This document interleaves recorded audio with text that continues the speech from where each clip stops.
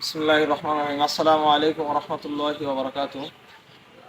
সম্মানিত আম, এলাকাবাসী, আপনারা দেখতে পাইতেছেন যে উত্তর দৌলতদিয়া ফেলুমুল্লাপাড়া যে ঈদগাহ ময়দান এবং এখানে মাদ্রাসা এবং মসজিদ আছে। ফেলুমুল্লাপাড়া বাইতুল নূর জামে মসজিদ এবং মাদ্রাসা, এখানে ছাত্ররা পড়ালেখা করে সকালবেলা।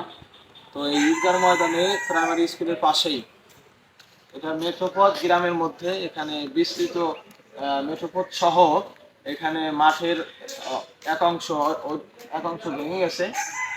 তো এই ভারী বৃষ্টি বর্ষণের কারণে, গত 2-3 দিনের ভারী বৃষ্টি বর্ষণের কারণে ব্যাপক ক্ষয়ক্ষতি হয়েছে। তো এটা দ্রুত সংস্কারের প্রয়োজন। এই যে বাচ্চারা, ছোট ছোট বাচ্চারা এখানে আসে পড়ালেখা করতে, দেখা গেল এই গর্তের মধ্যে যদি একটা বাচ্চা পড়ে যায় তাহলে হাড় ভেঙে যাবে, ক্ষয়ক্ষতি হবে, রাতের অন্ধকারে মানুষের চলাফেরা থেকে নিয়ে বিঘ্ন ঘটবে, অনেক সমস্যা।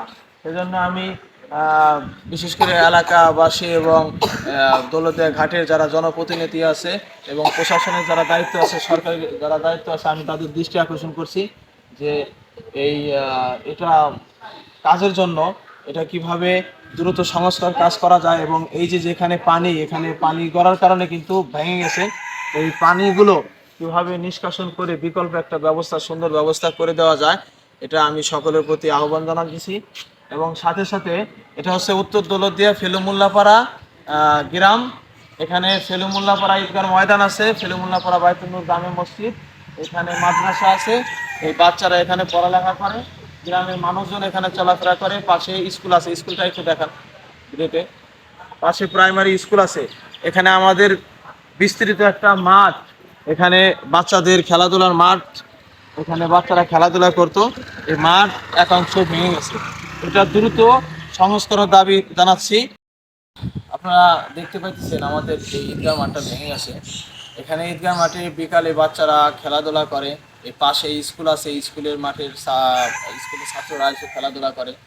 তো ব্যাপক ক্ষয়ক্ষতি হয়েছে। এখন যা ক্ষতির পরিমাণ দাঁড়াচ্ছে, এখানে প্রায় 30 থেকে 40 ট্রাক মাটির প্রয়োজন এবং এই পানি বের করার একটা নিষ্কাশনের জন্য পাইপ থেকে নিয়ে এখানে একটা হাউস করে, পাইপ থেকে নিয়ে পানিটা বের করার একটা ব্যবস্থা করে, তারপরে ওইখানে আবার আপনার করে বাঁধ দিয়ে তারপরে বালুগুলো ফেলতে হবে। তো আনুমানিক এখানে অর্থকরীর দিক দিয়ে তাকালে দেখা যায় আমাদের প্রায় 1.5 থেকে 2 লক্ষ টাকার এখানে একটা কাজ আমাদের সামনে দাঁড়ায় গেছে, অথচ আমাদের ফান্ডে কোনো ঈদগাহ মাঠের এই মাঠের কোনো ফান্ডে কোনো টাকা নেই। সেজন্য আমি সকলের প্রতি অনুরোধ করব, আমরা যে যতটুকু পারি, যে যেখান থেকে পারি, ইনশাআল্লাহ সহযোগিতা করার জন্য। আল্লাহ রাব্বুল আলামিন সকলকে তৌফিক দান করুক। আসসালামু আলাইকুম ওয়া রাহমাতুল্লাহ। রহমতুল্লাহ। আমরা এই মাঠে খেলাধুলা করি, এই যে পাশে মসজিদে পড়ালেখা করি। এই যে আমি ভেঙে গেছে তাই সহযোগিতা চাই।